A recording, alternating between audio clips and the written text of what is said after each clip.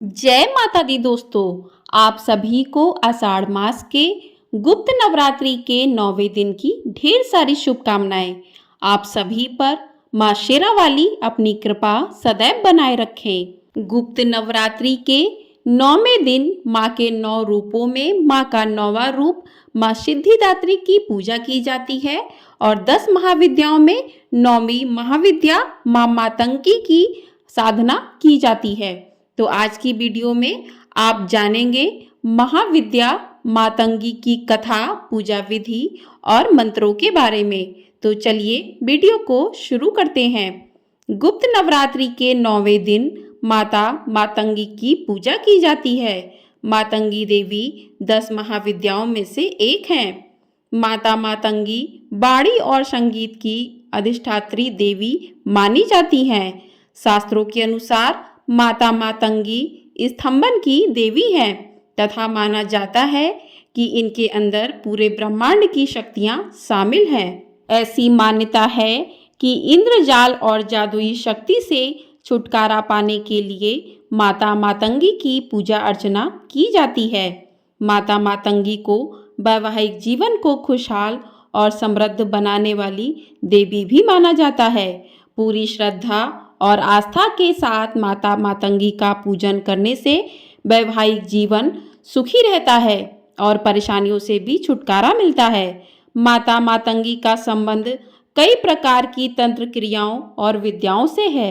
ऐसा कहा जाता है कि देवी मात्र वचन द्वारा ही तीनों लोकों में समस्त प्राणियों तथा अपने घोर शत्रुओं को भी बस में करने में सामर्थ हैं। पौराणिक मान्यताओं के अनुसार मातंगी माता को शिव की शक्ति बताया गया है। मतंग भगवान शिव का नाम है।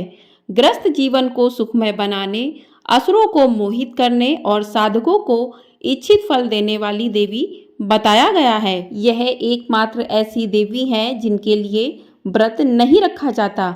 यह केवल मन और वचन से ही तृप्त हो जाती हैं। आइए अब जानते हैं कि मातंगी देवी 9वें दिन किस प्रकार से पूजा अर्चना करनी चाहिए।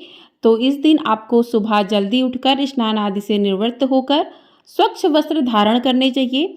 उसके बाद जिस स्थान पर आपने चौकी की स्थापना की है माँ की, वहीं पर आपको साफ सफाई कर ले, गंगा जल से छिड़काव कर दें, माँ को स्नान करवाएं।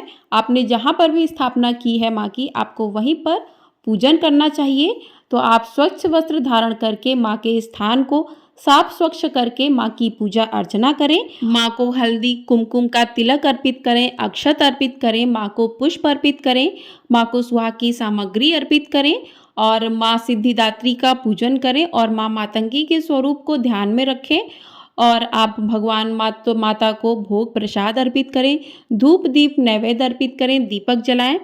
तो इस प्रकार से आप पूजन करें और माँ मातंगी के स्वरूप को ध्यान में धारण करें। तो आइए जानते हैं कि माँ मातंगी का स्वरूप किस प्रकार का है। शास्त्रों के अनुसार मतंग भगवान शिव का ही नाम है।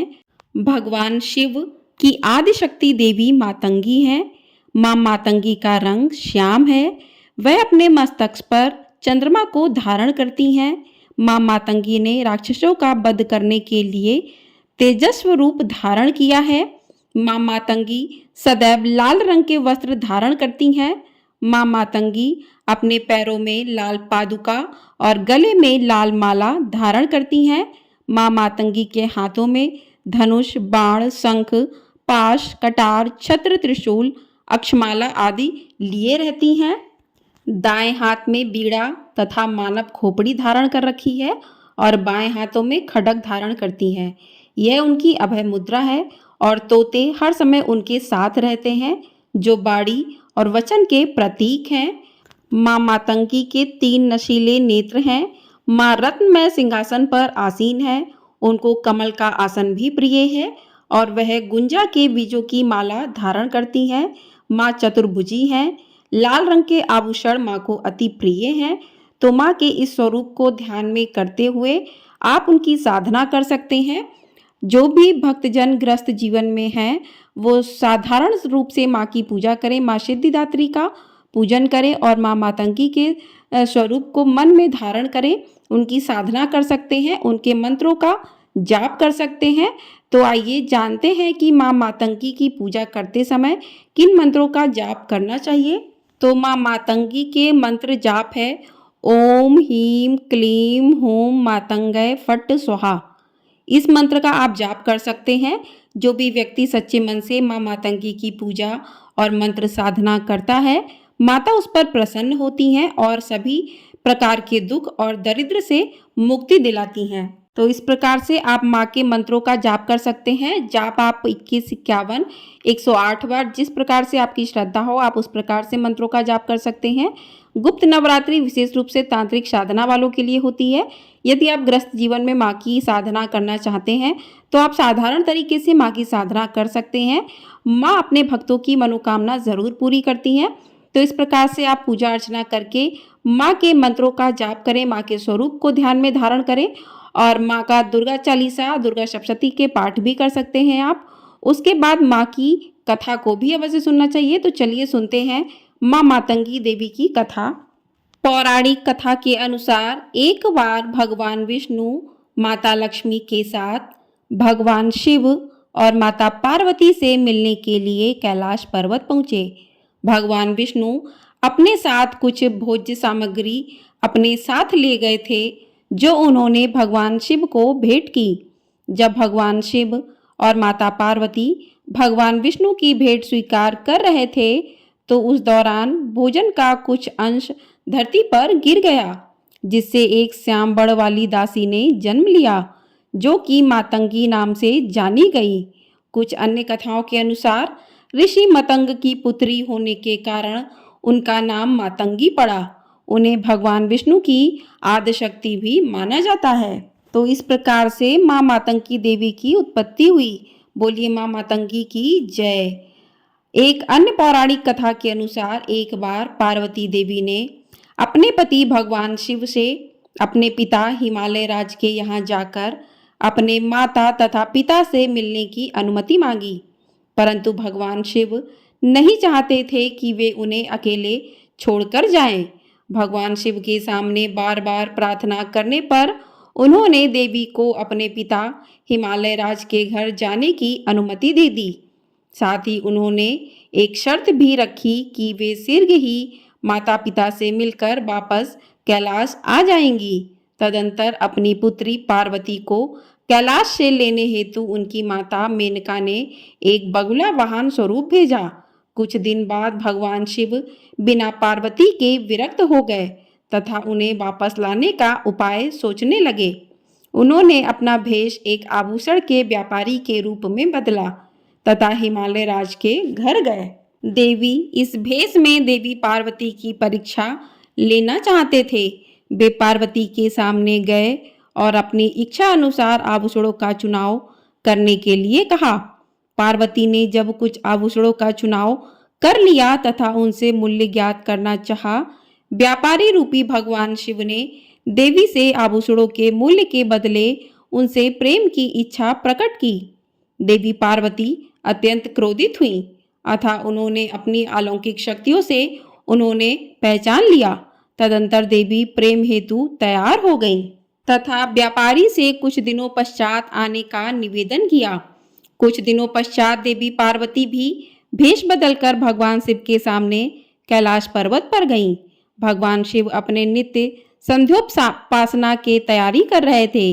देवी पार्वती लाल वस्त्र धारण किए हुए बड़ी बड़ी आंखें कर श्याम वर्ण तथा दुबले शरीर से युक्त अपने पति के सन्मुख प्रकट हुई। भगवान शिव ने देवी से उनका परिचय पूछा। देवी ने उत्तर दिया कि वह एक चांडाल की कन्या है तथा तपस्या करने आई है। भगवान शिव ने देवी को पहचान लिया और कहा कि वे तपस्वी को तपस्या का फल प्रदान करने वाले हैं। यह कहते हुए उन्होंने देवी का हाथ पकड़ लिया और प्रेम में मग्न हो गए। तत्पश्चात देवी ने भगवान शिव से वर देने का निवेदन किया। भगवान शिव ने उनके इसी रूप को चंडालिनी वर्ण से अव्यवस्थित होने का आशीर्वाद प्रदान किया और कई अलौकिक शक्तियां भी प्रदान की। तो इस प्रकार से माँ मातंगी का जन्म हुआ। बोलिए माँ मातंगी देवी की जय। तो इस प्रकार से आप माँ की कथा को सुने, उसके बाद माँ की आरती करें। आरती करने के बाद प्रसाद सभी में बांट दें और स्वयं भी प्रसाद ग्रहण करें। तो इस प्रकार से आपके 9वें दिन की पूजा पूर्ण होती है। तो 9वें दिन आप हवन भी कर सकते हैं और कन्या पूजन भी कर सकते हैं। तो आप जिस प्रकार से प्रकट नवरात्रि में कन्या पूजन करते हैं, उसी प्रकार से गुप्त नवरात्रि में भी आप कन्या पूजन कर सकते हैं। साधारण तरीके से कन्याओं को घर पे बुला के और आप माँ कन्याओं का पूजन कर सकते हैं। यदि आपको कन्याएं नहीं मिलती हैं, तो आप 9 कन्याओं का भोग निकाल कर जिस प्रकार से आप कन्या खिलाते हैं, उसके बाद वो भोग जो है गाय को खिला दें। तो इस प्रकार से आपका कन्या पूजन पूर्ण हो जाएगा। क्योंकि गुप्त नवरात्रि हर कोई नहीं जानता है, तो कुछ लोग अपनी कन्याओं को भेजना नहीं चाहते हैं। तो इस प्रकार से आप कन्या पूजन कर सकते हैं, आप हवन कर सकते हैं और माँ को पूड़ी, खीर, हलवा, चना आदि का भोग लगाएं। तो इस प्रकार से आप 9वें दिन की पूजा अपनी संपन्न कर सकते हैं। आपको ये जानकारी पसंद आई हो तो वीडियो को लाइक, शेयर और चैनल को सब्सक्राइब ज़रूर कर दीजिएगा। आपको हमारे चैनल पर सभी प्रकार की कथाएं, पूजा विधि, व्रत की तिथि और व्रत पारण की तिथि आदि जानने को मिलेगी। तो चैनल को सब्सक्राइब नहीं किया है तो सब्सक्राइब ज़रूर कर लें और कमेंट बॉक्स में जय माता दी ज़रूर लिखें। जय माता दी दोस्तों।